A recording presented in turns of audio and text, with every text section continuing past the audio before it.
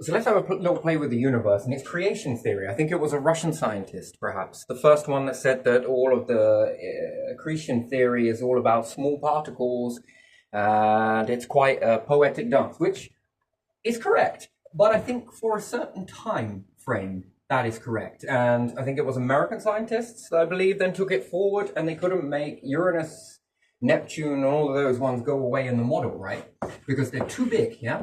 These planets are way too big. These ones are really small, and it works for the small ones up to the theory from the Russian fellow, I forget his name. Anyway, still, you can look him up. He said it was all small, disk theory, everything comes together and it's very nice. Yes, in the beginning, perhaps, when the universe is journeying, that fits in a sequence over here. It's another thing for you to think about is radiation in the beginning is more intense, nothing to absorb it. You would say gas, perhaps. All of the stars in the beginning in the universe start off very, very small, well, egg-shaped actually, and quite irregular, and they don't last very long. Boom! Then there are some more ingredients dotted. So in the beginning, you could take some gas. Yeah, sure. Majority of the stars will eat a lot of gas before they start to form. Yes, and then they spit out a few other different elements in the process. Then these next elements, some will, some won't. Mostly it's gas, hydrogen, let's say. And the next ones, which, let's say helium, and keep going and keep going and keep going. And then we start to get bigger and bigger and bigger. And the asteroids in the beginning. There are no meteorites in the beginning. So there's not enough matter that has been created out of the gas in order to fling things at planets and bring them together and destroy them and break them apart and all of this sort of stuff. It just does not exist in the beginning. These hot spots, yes. Heavy metals, no. Gas phases first. Nice creation theory of what this particular fellow from Russia was talking about. Absolutely correct. Then the universe ages and transitions.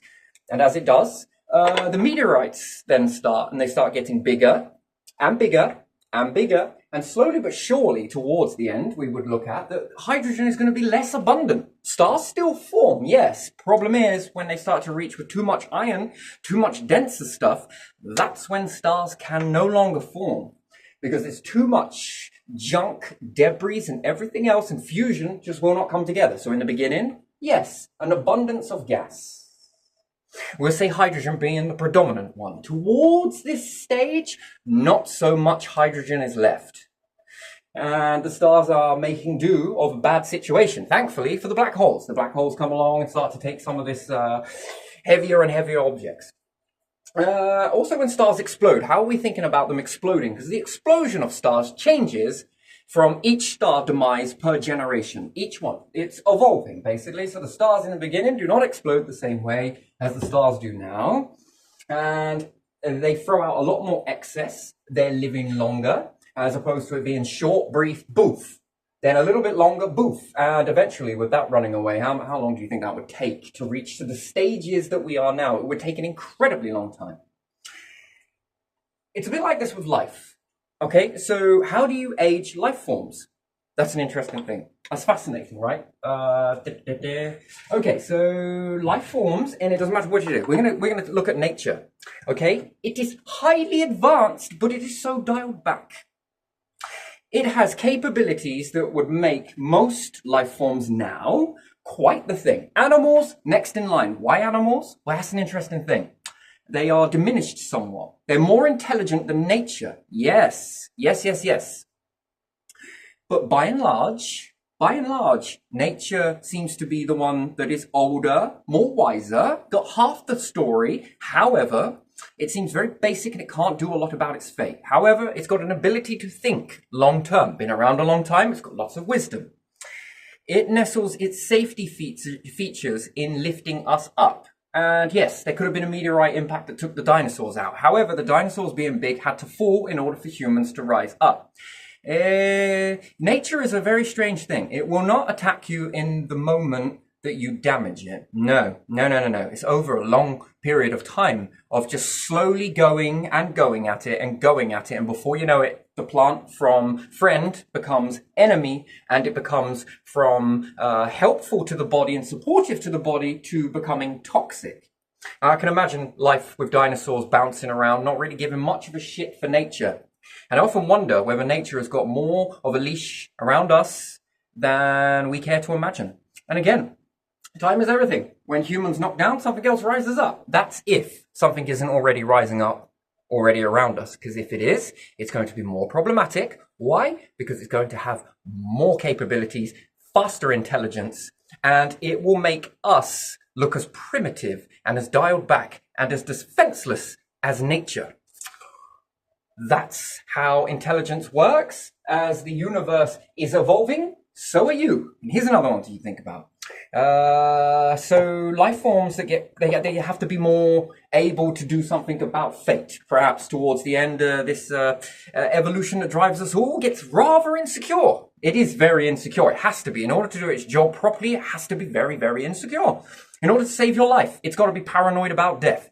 If you are not insecure about death, you will take risks. Stupid risks means that it can end the bloodline, so it has to be very insecure about this and cautious and plan ahead. At the end of the day, your job is to live. Its job is to keep living after the event. Anyway, very nice. Even the mind. Here we are. Let's look at another one, right? So, because we can always look at it in both ways, right? Environment shapes behavior, and your behavior can shape the environment going forwards, right? So your brain, primitive, humans. So let's go back to when humans first rose up. So perhaps the dinosaurs knocked down because they just... Intelligent, yes, but just not that intelligent, and perhaps nature. And we've got to be careful. We've got to be very careful that we can look for meteorites. We can look for this. Yes, all of those things, absolutely true. But I think nature more so is probably one we really want to be a bit more guarded with, because if it shuts down, it has the potential, and depending on how long it shuts down for, to cause massive extinctions. And it doesn't need to cause massive extinctions. And here's how cute that really is, really. If we think about dinosaurs and stuff, yeah? There's still dinosaurs left. In fact, it just means that the pockets have got smaller, and things have evolved in such a way because of this diminishment of nature, or, after all, it's in control of a lot of things. It's in control of an awful lot of stuff. Balances gases, so forth and so on. Purification of water, so forth and so on. Shelter. It led to the development of all tools that we use today come from nature. We were learning using nature, and then when we went on to the discovery of harder and more harder objects, the practice in the wood carving, or perhaps with rocks, led on to the invention and development of using more tougher materials and finding a way to bring these down. Again, using nature because you have to burn it. Again, using nature because you perhaps have to sustain yourself. Again, using nature because you need to breathe. Again, using nature because you need to drink. There's a lot of things that we are supported on with this nature, and it's all in control of the atmospheres and everything. It's wonderful, isn't it? However, if one thing knocks down, and it does, and it needs to knock it down in such a way, it doesn't need to knock it down completely to extinction. I mean, there seems to be this sort of leniency. It seems to dial back the dinosaurs. It seems to damage their numbers by quite a bit. And then something else rises up. And as this rises up, these numbers in comparison, because these ones are like immunity in a way. These ones were a particular bacteria that dominated the planet for a while, and then whether you get some bad bacteria, depending on who's looking at who, one's bad, one's good, this one drops down, so that's going to be very bad, and this bacteria is then going to multiply, which would be a life form called humans. Interesting. Fundamentally interesting. Now, wherever that journey starts from point A to point B, right? We're currently here now with a trajectory that's going to keep on going this way. But in the beginning, where it started to rise up, when did we become aware of our awareness of living and existing? Because that's a crucial moment. That's something that we have to ask very fundamentally, because how has learning changed? Which one teaches the best? The universe left natural, us filling our heads up with stuff, or a collection of both? Which one actually truly works to journey life? And if we barely understand life and we've got this invisible force that's guiding us, how do we know more than an invisible force that we can't talk about because we don't know much about it? It's barely off limits to us, or we're often blinded by it, we're deaf to it, imaginative is kind of shut down. So humans in the beginning, did they build better monuments, or is that just an illusion of the past, right? Without all of that cell memory, without all of that bloodline bullshit that we've all held, and we're passing down as well, yes, we're all passing that down in trauma and success and capabilities and genetics. Oh, we're passing all of this shit down, aren't we? All of this information. But also much of the brain, of how to be, of how to act, of how to... I think the one thing that we're going to do, we often do this, don't we? We look at the past and we say, damn, they were dating younger people. That is disgusting, horrible. How could they have done that? My word, they were also drinking arsenic. We ask all of these questions and we look at it like it's baffling, yeah? A little bit unfair because they don't know the future and you know the past. That's interesting, isn't it? So they can't criticize you, and they would. But assuming that we could take one back to as early as day dot, compare it to a human now, which one has the better development? It would be interesting to take a human from right before all of that information really starts developing, like stars evolve, everything evolves, everything is evolving, and it jumps from one nice way of building planets in a calm, serene way, and then it gets violent, where we get bigger planets. How does that happen? Perhaps stars explode close by, doesn't take out all of the planets. Some of these semi-cooling ingredients are flying out.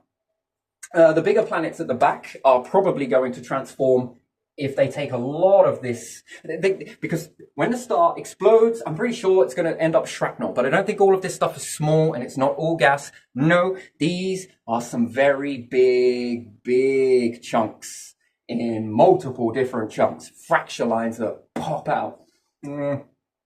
Now, when these start to go, the main planets in the beginning are going to be destroyed. Now we've got Jupiter, we've got the moons around Jupiter, we've got the moons around Saturn and so forth and so on all the bigger planets. These ones are more likely going to come stars if they get in some bigger chunks that come from the star that explodes. These ones will either A, be ejected, B, they're going to be destroyed in the explosion, or C, these are going to be rogue planets and they could go on to become captured by Jupiter, maybe by Saturn. These, if they end up becoming and fusing because of their sheer size, especially Saturn and Jupiter, any other gas giants can do it. These will begin to start fusion. They will then begin to separate from one another, perhaps get into some orbits. They can't orbit the same mass. One will be heavier, some will be a different size. Nonetheless, we'll have a very new binary star system, no doubt. That happens, and the few leftover planets that you've got will be the small clusters, anything that gets blasted and it isn't consumed by the planet itself, which then goes on to form a star. The smaller, rockier bodies will either get bigger, some will be smaller, some will be blown apart, some will be smacked down, some will be captured by the orbits of the other stars that may begin to appear. There's going to be a lot of material in here. There's no longer gas. So the disk accretion theory is going to have to adjust with the times. It can't stay the same. That's why your models don't work. Try the models this way, where we start this way, and as the universe begins to progress, the stars are getting a little bit more bigger, and the objects are starting to behave a little bit more differently. And as they get bigger, there's more impact. More meteorites, the invention of meteorites, the birth of meteorites is what allows for life to rise and also diminish. And it helps to contain life forms to a certain degree into a certain area. Now, if we took a human from here, without all of that bloodline baggage, I'm going to call it, all the shit that we've all been through some trauma, haven't we? We have. Well, most of us have. Some of us more, some of us less. Doesn't really matter who's more, who's less, no, because your bloodline, somewhere along the line, I am going through something that someone in your family bloodline, somewhere along the lines has gone through and has felt it as close to me. God, so glad I'm not the only one, right? And loneliness and anything else that's ever been shared in the bloodline, you're probably exacerbating this as well. Some past trauma mixed in with some of your own bullshit behavior and some of the stuff that you've been taught accidentally, and some of it you've just accumulated from friends and everything else like that accidentally, and some of it you learned from school. But back then, those types of humans didn't have it. Now the question is, did they build better monuments because of this? And which one ends up building the better monuments? Was it the education of the universe? So back in the time, people were looking up, finding this mysterious stuff, looking around, finding, what the hell is this stuff? I mean, can't prove it, right? These are the same type of ancestors that probably felt that there was some sort of darkness gonna appear. Again, it would be another groundbreaking theory that would be released, and they were correct. And how the hell did they do that? A little bit of a hunch, perhaps. But anyway, which human from which timeline has the best outcome? Because what we're doing year in, year out is we're enhancing behavior. We're enhancing it. And is it good or is it bad? That's the question. Is it beneficial for the universe going forward, or is it detrimental for the universe? And some of us want to know, some of us just don't want to know, and that's cool. And, it's finding that. I think with people, we not really know what we're doing, do we? We don't really know what's good for us. Not all of us really know what's good for us, do we? And people say they love change until change comes. Even I say I love change, but I like certain types of change. There's a difference. I like change to move my house around. Different rooms, I move around constantly. Why? I like change. That change, bit like the seasons. Bit like the seasons. Change. That change. Relationship-wise, that change is something else entirely. That is a whole playground of fun and games, that is. So, and we carry all of this stuff down with us, don't we, of how to respond and which one really truly knew love in this aspect. And my belief is we come from hermaphrodites, and everything's all garnered about feeling. I feel there's more. I feel like this. I feel like they. I feel these emotions. I feel like there's two of me. I feel like there's three of me. I feel like there's bits of my past, and I've grown into a new person into the future. Loads of this, all sorts of stuff. Yeah, we're all about feelings. Feeling. And if our body felt like there was two of us, it may have separated. Hermaphrodites generally repopulate very quickly. Actually, hermaphrodites populate a planet or a rocky body very quickly. It's a beautiful thing about planets. Can you imagine this? Just for a second, if I just want to take you through a little journey, is walking out onto a vast planet. You're the only one on it. You, the only one on a planet. This particular planet is good enough for the vessel that may want to manifest in that particular environment at a time. Now, let's go a little bit godly or spiritual or whatever. Let's say that you are unaffected by reality at all. You can influence it, but it can't influence you. Now, that's an interesting sort of phenomenon altogether there, isn't it? Imagine being on a planet. One size of the Earth, let's say. And you're just looking out. No life. None. Zilch. Zero. Nothing. Sterile. Sterile as the day it was conceived. Hey? You walk out onto that, and you know something's going to happen. What's that? There's going to be life erupt on this planet. And what do you need to do to start getting that particular planet ready for life? Interesting, isn't it? Great orchestra. The second part. Just as it starts, and it starts to build, it builds in transitions, in stages, right? First part goes out. Does this balance all of the things that need to be balanced? The answer is yes. Good. Or no. This needs to... Okay, that might need... Okay, let's adjust this. Let's move this. Why would this nature just not work over there? Let's go and have a little play with that. Got it. Right, okay. Stick it on the planet. And come life forms and different things like that. Would you walk with them? That's the question. In the beginning. Okay, here we are. It's like spring is about to begin. You walk on the planet? Life forms, wonderful. Okay, just before all of that, spring. Then life starts to take hold. Oh, there it goes. And then you walk among that. That's early spring. And then we move into the transition of summer. Beautiful, absolute, gorgeous possibilities of abundance coming from a particular neck of the woods, and call it the universe, eh? And get to watch all of this progress and all of these things that, well, clearly weren't there before, and clearly never would have been if it wasn't for the life forms that got put there. And then begin to build stuff. And perhaps they move on. Maybe they go extinct. Maybe the whole lot starts to wind down. Would you also be there then to watch it? Maybe prevent it, or maybe not do anything at all. And then the whole thing ends.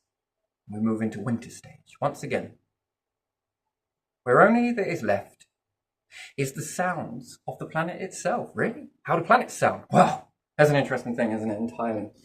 Yeah. Could you imagine being something like that walks out onto a planet right before the performance, during the performance, after the performance? That's an interesting, surreal experience if you ever ever wanted to have a little bit of a mindset to sit down and think about something, that would be a good one to go into. I love that one. That one's very good. Just to walk out on a planet before anything exists. Existence elements, sure, right, okay, yes, mostly density elements. We transition to a certain timing is always good, right? Yeah, but I often wonder about this one here. That if we could know what's good for a human, it would be to, in essence, to resurrect which vessel actually had the best temperament based on the education or the change that goes into the environment that changes the outcome of all of the things inside it. I mean, we do change the elements even just by walking and existing. We're changing everything just by moving, just compressing the ground with my feet, talking, jostling all of that stuff that's around that appears to be invisible to us, reverberating, even the air breathing in and breathing out. I wonder if humans give out different levels of isotopes in the oxygen and carbon dioxide. Do some people absorb more oxygen than others? Do we have more energy efficient bodies and less energy efficient bodies? Do we have more energy efficient lungs? Some people have got better lung capacity and exchange ratio than others. Some people eat more food and hold it longer than others. I mean, I wonder what the best version of those. You need a lot of humans to find out what the best pair of lungs are. Isn't that interesting? Or perhaps you get a runner-up of five runners-up, and you combine them all together and you make a super lung. Who knows? But, the ancients were definitely building more structured stuff, and I'm not criticizing education, because let me tell you a little secret. Some of the stuff that I do here, yes, I do make some of this myself. Well, actually, I make all of it myself. I don't plan anything. But however, where did I get the information from? This is an interesting point of view, right? So I don't do too well with education. I never did when I was growing up and all of that sort of stuff. For whatever reason, label it if it makes you feel better. However, I just didn't do too good at it. Circumstances and everything else. However, you would say that, well, then that means education is all shit. No, that's not true. No, not true at all. Because some of this stuff that I got a little bit of basis of it when I was younger. Someone read a few books to me, especially space and different things like that. I could read some of it, but some of those words in there, I need to swallow several dictionaries just to even be able to pronounce that word. Anyway, but still. And then I got into watching some stuff. Space and a telescope, you get into it yourself, and people like Neil deGrasse Tyson, Alex Falapanko, all of this, Ask the Universe, BBCs and different things like that with all their documentaries and everything else. So I learnt from people who learned how to do that stuff. Now that's an interesting thing. So I didn't directly go to school because it didn't work for me. This way works for me to learn. This is a faster way for me to learn. And actually, I learned off of some of, not deliberately, they didn't come out and be like, yo, you're going to sit down, I'm going to write this shit out. We're going to do this. No, it was nothing like that. It was just sitting down and watching all of this sort of stuff. And you really start to pull it in. My learning is more that way. Just watching and I understand it. I begin to get it. Some other people, it's writing it. Neil deGrasse Tyson, I can't speak for him, but his journey went on one particular way. He went into many different universities and different stuff like that. And Alex Falapanko and everybody else. So they learned from the best and then became the best. And then their best with everybody in that shebangle taught me and everybody else like myself this stuff. Isn't that interesting? Isn't that a fascinating turn of events? So do I hate education? No. Do I love education? Also, no. I'm kind of neutral about it, but what I am realistic about is there's a certain way for people to learn over there, and it's by writing in a book and doing all of that sort of stuff. That works so freaking well for you, and you should stick to that. And don't move away from that path because you see somebody else doing it, because what works for you works, keep it. But there are some people in society that rather than them being overlooked across the whole world, what we could do is think, there might be another way of educating. That's the eureka moment. And therefore, people like Neil deGrasse Tyson or whoever else, whatever your fancy is when it comes to learning, what your hunger is, these people have potential to really help many other people as well. And it's those institutions that supported these people that then made them great, which then allows you to be great. And then everybody becomes great because it's the information that's being passed, isn't it? So if this did create a new type of education, one that's a little bit more visual, and maybe there's some sort of stuff start to come out of this and maybe some people that were learning that way, try a little bit of this, and if it works, it freaking works. If it's not your cup of tea, there's another option. If this is your cup of tea, in terms of not because it's easy, not because of this, but because it delivers outcomes at the end of it, that's what makes the difference. I think so. If we get more, and this works for those, good. This works for these, wonderful. That works for them, also better. And then how much of a society do we start to shape, right? And so I could say, maybe I hate education and everything else. But no. And you might say, well, maybe we don't need education from these people here because of you and those and these and these and those. That's not entirely true, because one branch of learning, my understanding from these people, hits a wall and ricochets something else back out into their thought process, which then they may or may not come across a certain type of video or belief system, and it hits something in them, and then they get a piece of it and maybe start to run with it and look at it and think, fuck, yeah, this is working, okay? And then they toss it out again, and maybe I'll grab that. Somebody else grabs it, takes a look at it, plays around, throws it back. And what you get from this volleyball effect, okay? Two people have been educated, but in a very different way. That if you combine both of these efforts together, what have you got? Well, you've got more. You've got more is what you've got. Now, if we keep going with other people and other institutions and other groups and other this and other education, well, what have you got? You've got a very good, strong society that starts leading towards west, perhaps space, perhaps this, perhaps that. Ultimately, at the end of the day, it's your choice. You've got to have a passion for it. I did. Don't know why. Just love universe and all things sparkly, I suppose, and a bit like that. So yeah, whether I hate education or not, definitely not. But I neither love it nor hate it.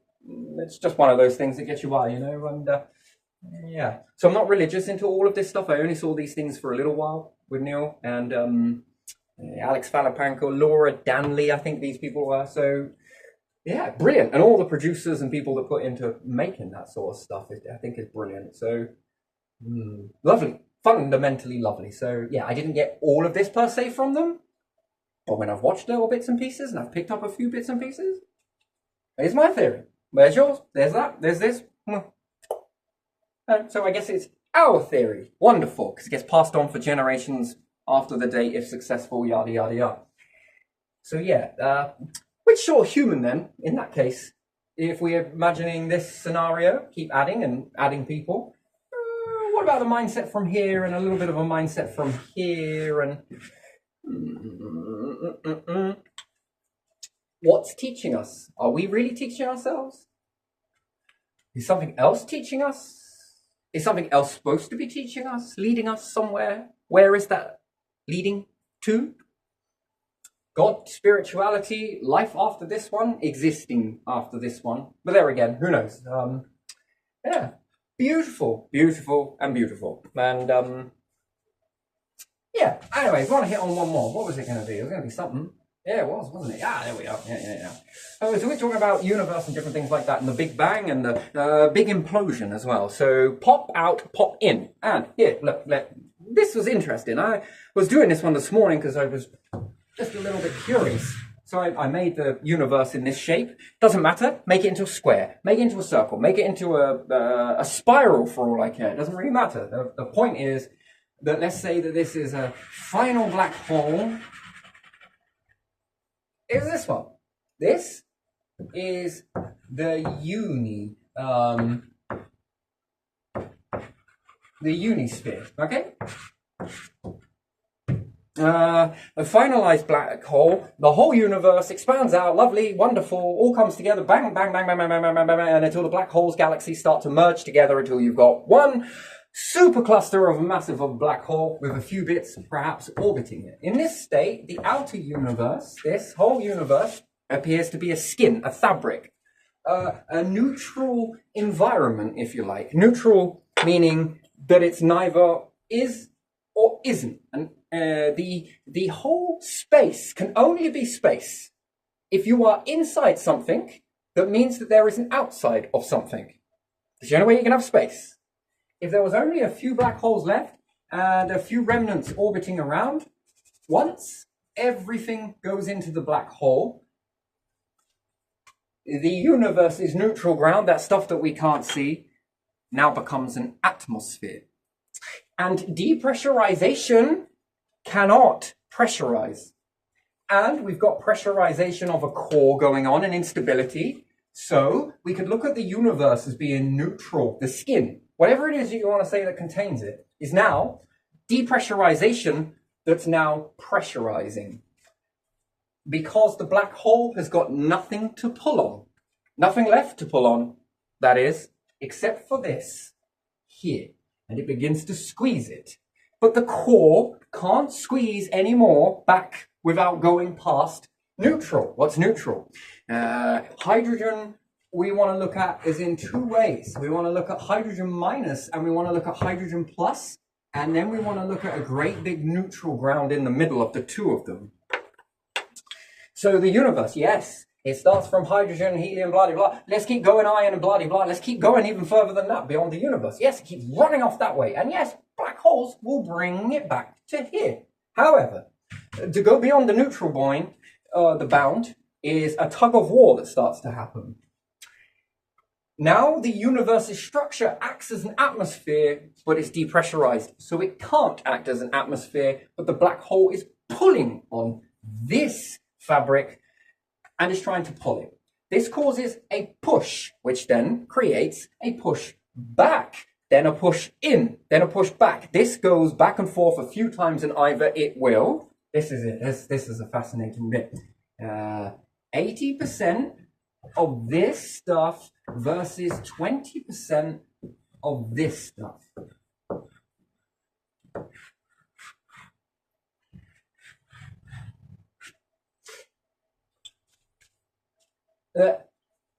20% of this gets pushed too much. This bit turns into the neutral, and the gas turns, or the old neutral turns into either a plus hydrogen or a minus hydrogen, depending on whether it pops or dips. Either way, whether it implodes or explodes, it does two versions of itself, right? So an increase outwards and a decrease back to the point. That's two. One out, one in. How far into the forest can you go halfway? Now you've got a forest on the other side. How far can you go? When you walk into it one way, by the time you get halfway and you go to journey back, everything has changed. Everything has changed. In the beginning, perhaps gas. Towards that time when you've got to start coming back, we're beyond gas, bits of light, lots of darkness, things orbiting around each other and want to come together. By the time you get back, it does indeed all come together. If then it goes into the reverse of this, the 80-20 flips, and it goes into the instability again, retro reverse, interesting, and then boosh, off it goes again. Maybe it switches, maybe it doesn't. Is it guaranteed? Perhaps not. Universal cycle flip, yes? The flipping, the one to the other, the whole information that's put into all life forms, which is fascinating. Very, very fascinating. Now, as much as I'm developing this one, I'm just playing around with this one just for a little bit. We'll see what comes. But it's almost like this universe seems to be rigged to always work one or the other. It's almost like this neutral can't stay neutral because it has a particular number and a particular not number, a beyond number. So when one does one thing, the other is pushed to do the response in reverse to it. Boom, universe happens again. Gas starts. Perhaps in this particular one, if it goes the other way, not quite. We can bounce back and forth, back and forth. What is in, what is out, what is in, what is out. I believe that the reverse from the neutral is antimatter. The reverse from this, when you go reverse from it, it will be antimatter. So whatever the antimatter is, I think that there's a process to that. If that is my understanding of antimatter, it's the reverse of matter, where you have plus and you have minus. When these two come together, they can't coexist in the same environment together in this aspect. So they technically cancel each other out, so to speak, and cause a very big kinetic boom while doing so. Two pieces slapping down together. Two bits should not exist in this particular environment without a middle ground. And this whole universe teaches us about the middle. The darkness of the black hole and the light, yes?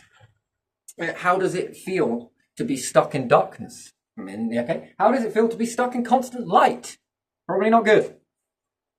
But somewhere in between both of these, something is allowing both of these to exist and conduct their behaviors. Pick light or the dark. Do not. Do not. Look at this zone here. This zone here allows this and this to coexist in it.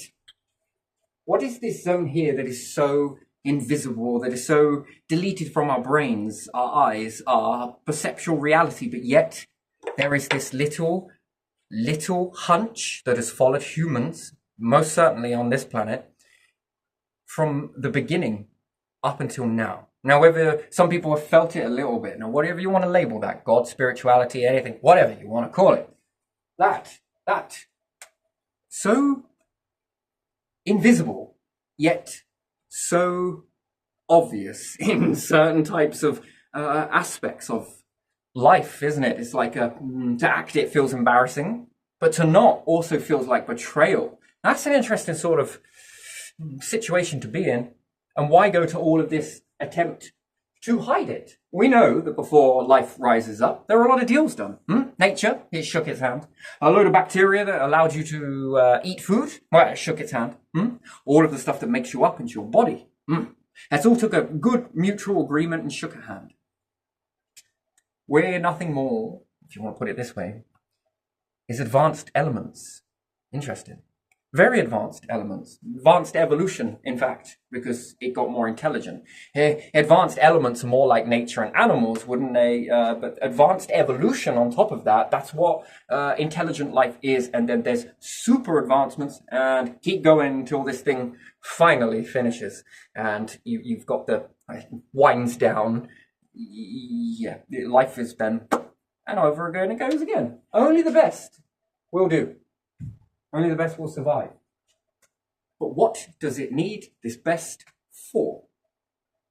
So clearly, its existence isn't it because there seems to be a little bit more here, doesn't there? Do you agree with that? That's up to you to take that in, but why the need to hide something? Which then made me ask another question about that particular type of behavior. More to the point, how many other beings have worked it out in order for it to need to be hidden in the first place? But there again, to not be hidden by this overwhelming sense of belief. And did this belief come from the universe, or did it come from early humans with clearer minds? That's the question. Because purification, right? Are we purifying ourselves with the good knowledge, the right knowledge, the important knowledge, or not?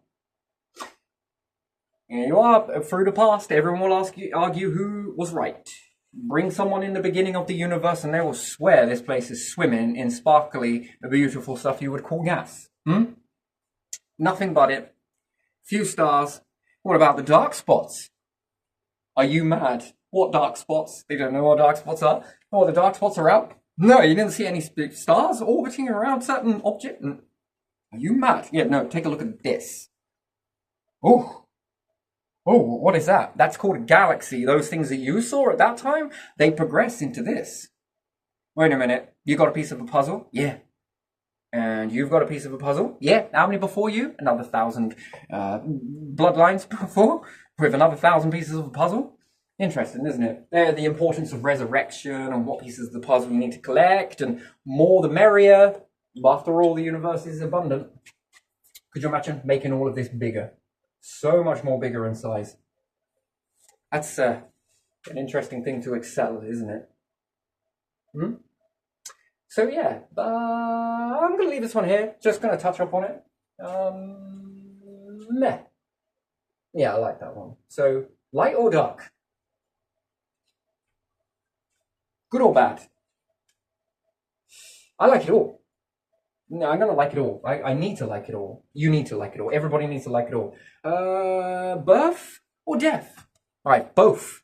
Both. Clearly, both. Right? Hmm. That is interesting, isn't it? Why do you need both? Can you exist without it? And after all, are you being pulled in a direction of the behavior of the universe and you die with it?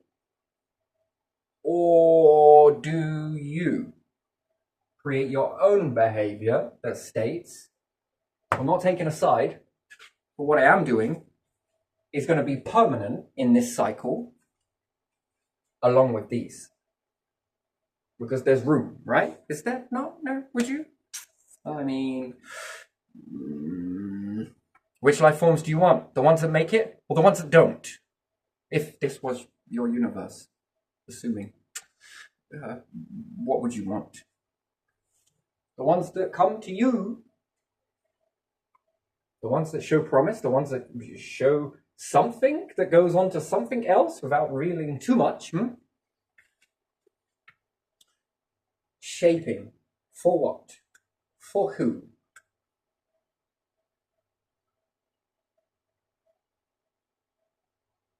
Interesting story. You want to see how it pans out? I know I do. Sometimes I do. Sometimes I don't. Anyway, right, gonna leave it here. So, what a journey.